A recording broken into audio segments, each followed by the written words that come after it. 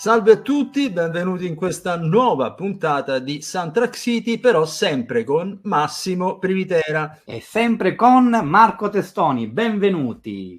Invece, che cosa hai visto tu di carino, bello al cinema, in TV, magari di passaggio al teatro, che ne so, boh? Guarda, non ho visto, in realtà ti dico cosa ho sentito. Tu lo sai che ultimamente sto scrivendo un libro sulla la storia della musica per cinema e quindi vado, che posso dire, a capitolo. In questo momento io mi sto concentrando sulla scuola francese, no? Ti E ho adoro. conosciuto un paio di autori che già conoscevo, però a questo punto li sono dovuto andare a studiare proprio nel dettaglio, ma ce n'è uno in particolar modo, vediamo se lo riconosci, detto anche Larry Mancini francese, che a me mi ha veramente, come si suol dire, spettinato, perché cioè, è peraltro una colonna sonora che non conoscevo in particolare. Allora, sto parlando di Michel Legrand, che poi peraltro ha vissuto un po' in Francia e poi si è trasferito a Los Angeles, eccetera, eccetera.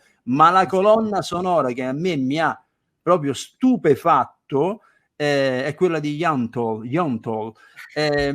con Barbara Streisand, che cioè io vorrei, ragazzi, andate a sentire Barbara Streisand e capite come si canta, dopo dopo ne riparliamo.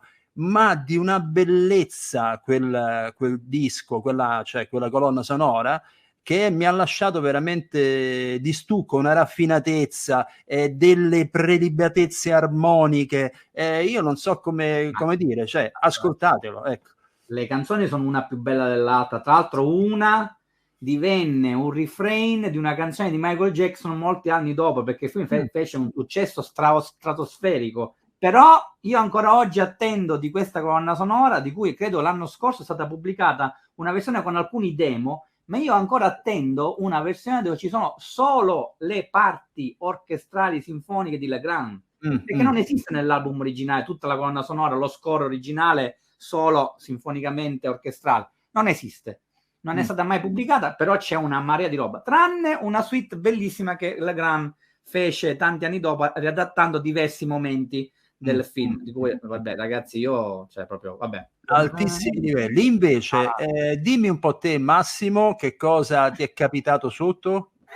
Ve lo faccio vedere. Sono andato a vedere a teatro in un matinee Le tre sorelle di Chekhov, quindi anche una cosa abbastanza tosta, della Muta e Mago, tre attrici ballerine da sole, completamente da sole, con questo sorta di flashback, con questi andirivieni. Ma la cosa bella è che ovviamente la musica dal vivo, proprio dal vivo, letteralmente un'ora e un quarto di spettacolo, un'ora e un quarto di musica fatta da un nostro amico conoscente, Lorenzo Tomio. Quindi ma che bello!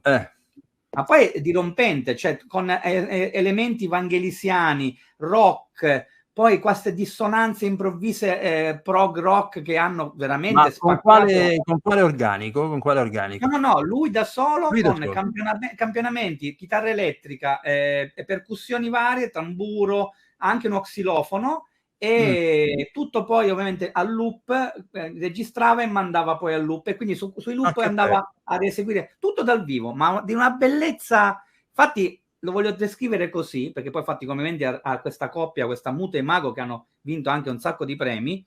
Voglio fare i complimenti perché gli ho detto che questo spettacolo, molto un pugno nello stomaco, è stato quasi un'esperienza formicolante, cioè quasi un formicolare, quasi un formicaio di emozioni che travolgono lo spettatore. È un matinè, c'erano dei ragazzi delle scuole che sono rimasti un po' così, perplessi. Uno ha detto: non ci ho capito niente, però la musica era bella. Sì. Senti, già una cosa. Senti, invece, oggi stiamo qui presentando insomma, un maestro di quelli grossi, storici, non direi. a caso. Faccio vedere un CD? Faccio vedere un CD? Dai. Abbiamo con noi Brian De Palma. E Brian De Palma. Dai, Pino Donaggio. Peraltro, due cose brevi su questa intervista, che insomma, tu quando me ne hai parlato mi hai detto che questa qui è l'ultima intervista che vuole. Mi spieghi questa storia che insomma è particolare? Allora, sono andato a trovarlo nella sua città natale, ovviamente la città lagunare per eccellenza, Venezia. ci ha accolto, perché dovevamo registrare, e qui cito anche chi ha voluto che ci fossi anch'io, Stefano Rossello della Last Blade Records, perché doveva registrare 2 contenuti extra per dei Blu-ray di Due Occhi Diabolici e Sotto il Vestito Niente. Approfittando di questa occasione d'oro che Pino ci ha concesso e poi ci ha regalato, perché effettivamente è l'ultima intervista in carriera di Pino Donaggio, e quindi noi abbiamo questo onore, questa esclusiva incredibile. Ci siamo messi a parlare del più del meno, mi ha raccontato alcune cose che già avevo negli anni saputo, ma in più è venuto fuori qualcosa di molto stimolante, mordente, ficcante, anche abbastanza particolare dal punto di vista di tatatam, tatatam. No, lo posso confermare. Quando stavo montando, editando questa puntata, ne ho visti i primi 10 minuti e sono rimasto a bocca aperta, perché pronto in via, parte a gamba tesa e comincia a dirne di ogni sugli usi e i costumi della nostra cinematografia, in particolare se la prende proprio con una categoria in particolare. E quindi insomma io credo che si è tolto un po' di sassoni dalle scarpe, cosa che con la grande scioltezza dei grandi maestri che dicono liberamente quello che pensano. Bene. Diciamo che siamo partiti da questo, a Venezia un dicembre rosso shocking, Don't Look Now, e siamo arrivati, guardate che sorpresa, a questo, I misteri della giungla nera, e c'è anche tanto altro. Questa è una colonna sonora che lui ama e che amo anch'io. Quindi buon Pino Donaggio.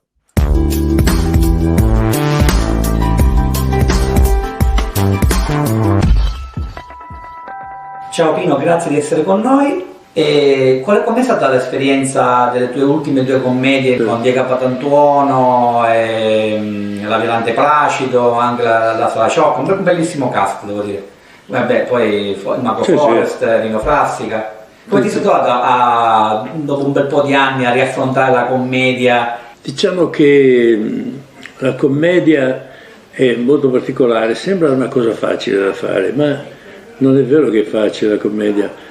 Riprendere non ho avuto difficoltà, e in più realizzare quello che vuole il regista, e questo tipo di regista vuole delle musiche molto corte, vuole sottolineare certe cose che secondo me non servirebbero, sono delle cose che sono già comiche da sole, non occorre mettere della musica per far ridere ancora di più, tanto la musica non ti fa ridere ancora di più se la battuta non è bella. L'ho fatto perché un amico, poi quando si collabora con il regista si fa sempre, però io amo fare anche le commedie, ma dove c'è più una linea musicale continua, invece qua era molto tutto spezzettato, devo dire la verità, perché poi il regista dipendeva dalla montatrice, sai, la montatrice come tagliava la musica.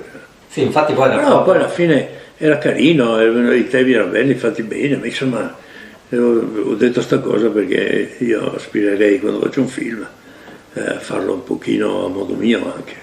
Io mi ricordo che cos'era nel primo, che c'era quella citazione di Shining, lì era... è un po' una forzatura ti hanno creato quella cosa. No, quella è venuta a me soprattutto la voglia di farlo, perché sottolineare Shining è stato più divertente che il secondo. Io trovo che il primo fosse molto carino. Sì. Molto bellino, e anche la musica, perché era divertente rifare, ho riascoltato le musiche di Shining, ho preso delle idee, sempre facendo dopo mie, insomma, ma era divertente, ecco, scrivere quello è stato divertente, all'improvviso poi a un certo punto uscivano delle chitarre, rock, delle cose, insomma, era vario, mentre nel secondo diciamo era più statico. Allora tu inizi con la tua carriera come violinista e poi ti sei approcciato ovviamente al mondo, dopo il mondo della musica leggera, al mondo della musica applicata alle immagini. I tuoi primi crediti cinemusicali, c'è questo documentario di 55 minuti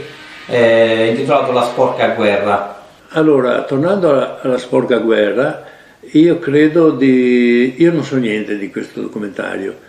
Però potrebbe essere che qualche mia prima canzone, perché parliamo del 59, che io ho cominciato a cantare, aver successo nel 61 a Sanremo, quindi o è uno sbaglio, o hanno messo qualche canzone mia prima, perché avevo già fatto 4-5 canzoni, quindi non lo so veramente, non so niente di questo documentario, anche perché ho cercato di vederlo, ma non si trova neanche, quindi non so se veramente ho fatto qualcosa, c'è qualcosa di mio. Okay. Mettono solo che è mio, ma non è vero. Com'è stato passare dalla tua carriera di cantante pop, cantante della musica leggera con i tuoi grandi successi, da Io che non vivo a Come Sinfonia, a poi musicare Don't Look Now a Venezia in dicembre Rosso Shocking nel 73, quindi la tua prima effettiva esperienza nell'ambito della musica applicata, e con il regista Nicholas Roeg. Com'è stato questo passaggio?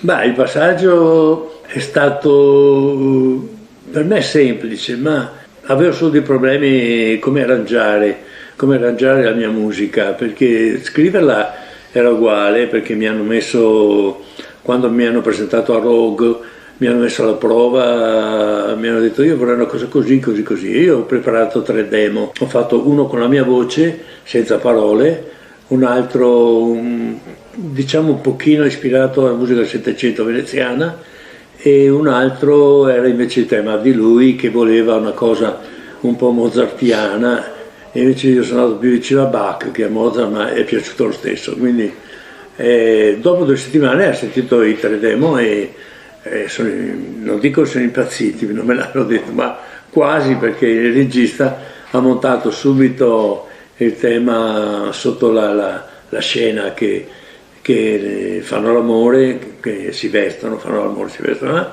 e devo dire un particolare, che avendola fatta con la mia voce, piano, a un certo momento, quando è venuto è venuto a Milano per registrare l'orchestra, in quel punto là l'avevo fatta con gli archi per fare una cosa più bella.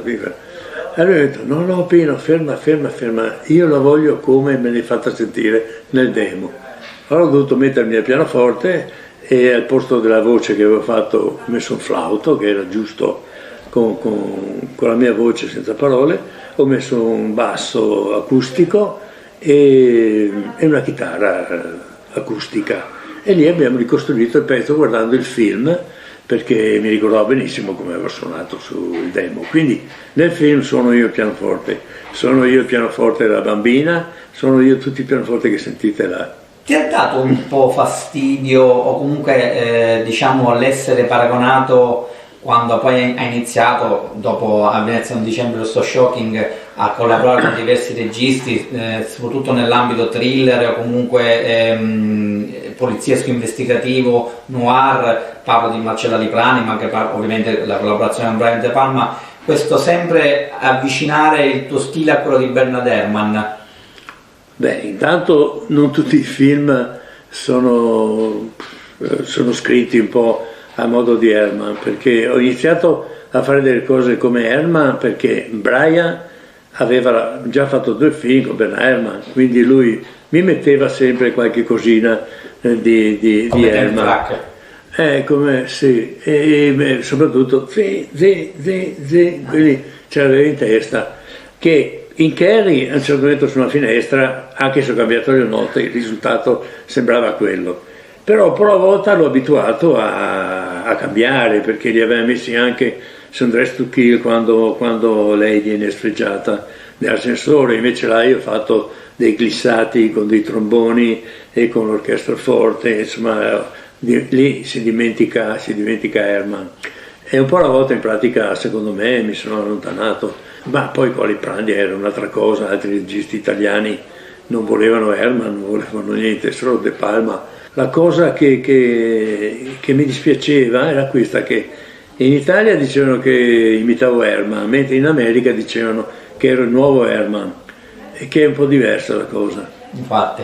Senti, che ricordo hai dell'esperienza con Joe Dante nel film, cos'è, L'Ululato, giusto? Sì, L'Ululato con Joe Dante e anche Piranha. Piranha, sì. Beh, lì non avevano soldi, avevano piccoli budget, difatti sono andato a Hollywood per Joe Dante a prendere i tempi, parlare cosa voleva e cosa non voleva, poi la musica l'ho fatta in Italia. In Italia non è neanche venuto Joe Dante perché non c'erano i soldi.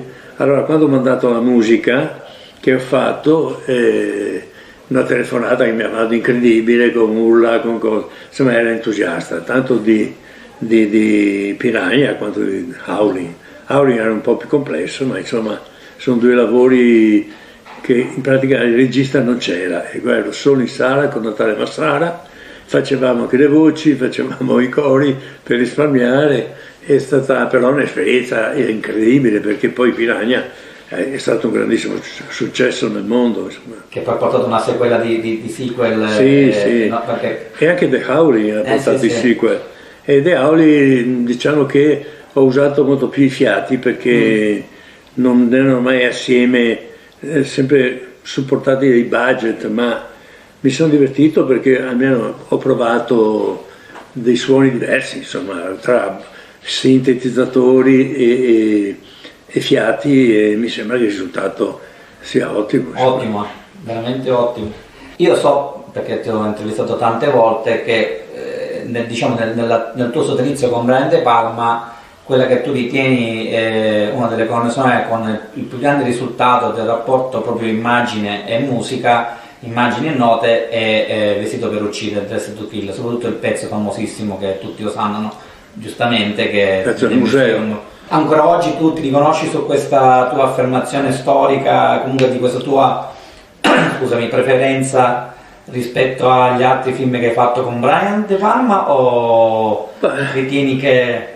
No, diciamo che la mia idea adesso è un po' cambiata, perché prenderei 2 o 3 pezzi di un film, 2 o 3 pezzi di un altro, degli 8 film che ho fatto con lui, a parte che amo molto Domino, sebbene è stato un film sfortunato, ma come orchestrazione, come musica, diciamo che forse la più matura degli 8. Raising Cain era il più dissonante, e gli altri invece erano film di Sussman che seguivano tutto quello che succedeva nelle immagini, insomma. Ma direi prenderei il museo, un'altra cosa di Kerry, il tema e tutta quella storia. La parte finale di Blowout.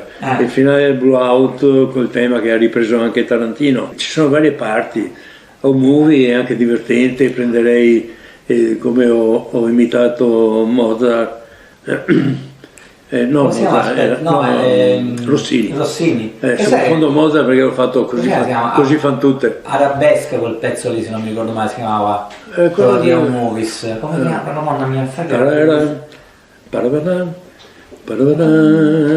La Gazza Ladra. Sì, bellissimo. Hai fatto pochi western, ma buoni, come si dice, soprattutto Amore, Piombo e Furore, e poi ci fu l'italiano Mio West. Il Mio West, quello con Harvey Keitel, David Bowie, e poi ovviamente i Pieraccioni di Giovanni Veronesi, e poi l'ultima N3 di Spencer Tracy, il bot di Natale. La botte di Natale, sì. Però tanti non sanno che ho fatto anche un western fantascientifico che si chiama Oblivion, che era un amico di Brian.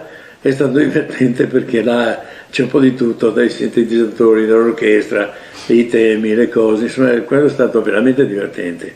Poi invece degli altri western io sono molto affezionato a Botte di Natale, perché ho scritto delle cose che trovo tra le più belle che ho fatto. Allora, diciamo che il più importante collaboratore mio è stato Natale Massara. Natale Massara perché mi ha aiutato molto all'inizio, quando io sono passato dalla canzone direttamente al cinema, sebbene lui non ha fatto il mio primo Don't Go Now e neanche Su nel buio, neanche altre cose. E ho cominciato, sì, forse sul Sussurro già ero con lui.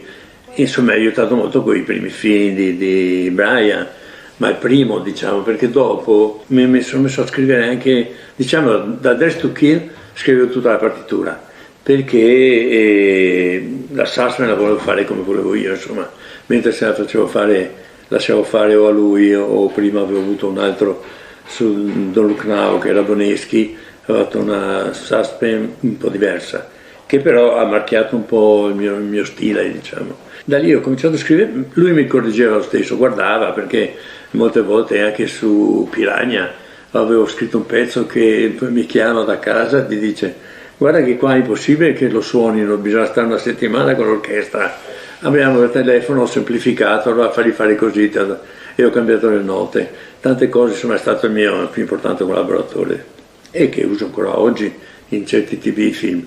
Ha sempre fatto come De Palma, perché avevamo iniziato con De Palma, e anche se negli ultimi io già usavo i computer, quindi gli arrangiamenti li facevo già tutti al computer, e però lui mi trascriveva le cose, diciamo che lui è proprio veramente il più importante. Poi per un periodo il secondo importante diciamo che è Paolo Stefan, perché mi curava un pochino tutti i suoni delle canzoni, lui suonava il basso benissimo, suonava le chitarre benissimo, quindi non usavamo ancora il computer, le chitarre finte, i bassi finti, insomma lui suonava tutto ed era molto bravo. E siamo rimasti amici, sono amico con tutti quelli che ho lavorato, non solo con i registi. Poi c'era per un periodo, ho usato Maurizio Abeni. Tanto tra Maurizio hai fatto l'esperienza quella della London Symphony Orchestra? Sì, per Ciacchi. Per Ciacchi, per il figlio di Ciacchi. Sì, con Maurizio. Sì, con Maurizio poi abbiamo fatto, fortunatamente, perché io dovevo fare la musica a Sofia, ma i sindacati americani si sono messi contro, perché loro hanno detto: avete girato tutto a Londra, dovete fare la musica a Londra. Allora hanno pagato la London Symphony e abbiamo fatto Ciacchi con la London Symphony, che è stato stupendo. Poi ho avuto anche come collaboratore Gianluca Podio, che è un bravo ragazzo, bravo musicista, suona bene il pianoforte, insomma li ho scelti sempre bene, ecco, non ho mai lavorato con mezze cartucce. Io considero, ho detto, più belle colonne sonore per la televisione, quando ancora si chiamavano sceneggiati, sì. E I misteri della giungla nera. Sì. Madonna, cioè io l'avrò consumato il CD. Sì, è fantastico. Sì. Allora, I misteri della giungla nera, c'è un aneddoto che devo raccontare, perché a parte che devo dire che tutte le cose che ho scritto, le ho scritte sempre al massimo, quindi se era una cosa televisiva, se era una cosa di un film più importante, più piccolo, io mi sono sempre impegnato in quel momento a quello che mi veniva per il film. Ma la giungla nera quasi stavano per protestarmi, perché ho fatto questa esperienza con l'edizione della RCA, che loro abituati come ricordo che avevano un po' di pezzi, poi li diluiva, faceva tanti altri pezzi che traeva tutti dalla stessa partitura. Mentre allora mi ha fatto fare 5-6 cose, mi sembra 7, i temi, le cose più importanti. Però quando hanno mandato la musica in Inghilterra, ho detto: ma qui non ci sono gli M, cioè loro usavano tutti i pezzetti con gli M, come io so fare benissimo. Non l'ho fatto solo perché sono stato obbligato a fare così.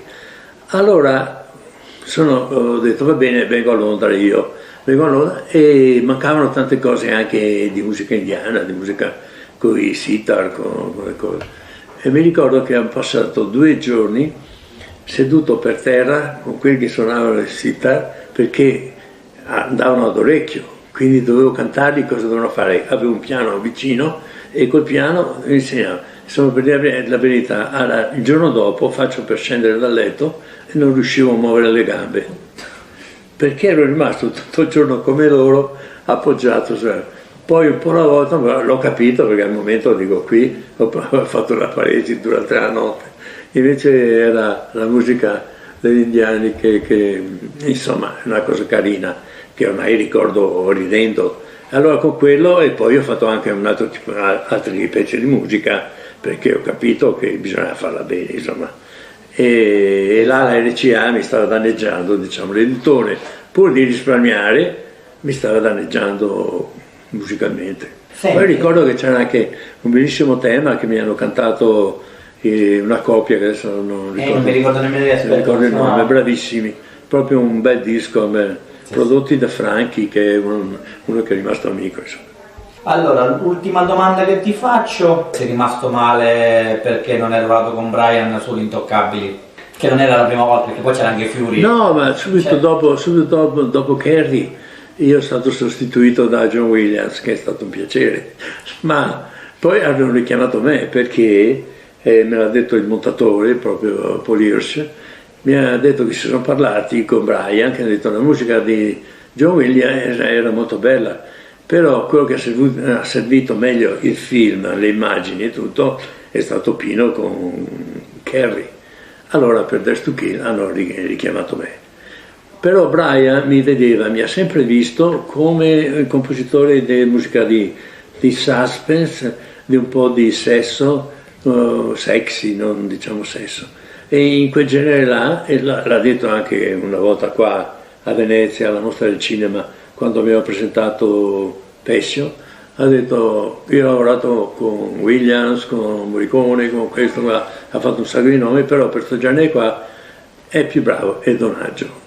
Anche i giornalisti subito hanno scritto, perché gli aveva fatto la domanda: come mai hai ripreso a lavorare con Donaggio? E lui ha detto questa cosa: sarebbe piaciuto fare Intoccabili, ma lui credeva che io fossi adatto solo per quel genere, ma tutta la vita è stato così, tranne l'ultimo Domino, perché è un thriller e ha visto che potevo fare anche quello. Se c'hai altri lavori che comunque hai realizzato che ancora devono uscire, o hai qualche altra cosa in programma? No, ho altri film in programma, ma sono un po' tutti un po' bloccati perché si trovano meno soldi, dopo la pandemia vanno meno al cinema, tranne la Cortellesi che ha fatto un grande successo, ma insomma in generale tanti film non incassano più di €1 milione, allora le banche hanno rimesso soldi, quindi le banche non danno più facilmente, e quindi devo fare un film con Franchi, un giorno e una notte, che però è già la seconda volta che si rimanda.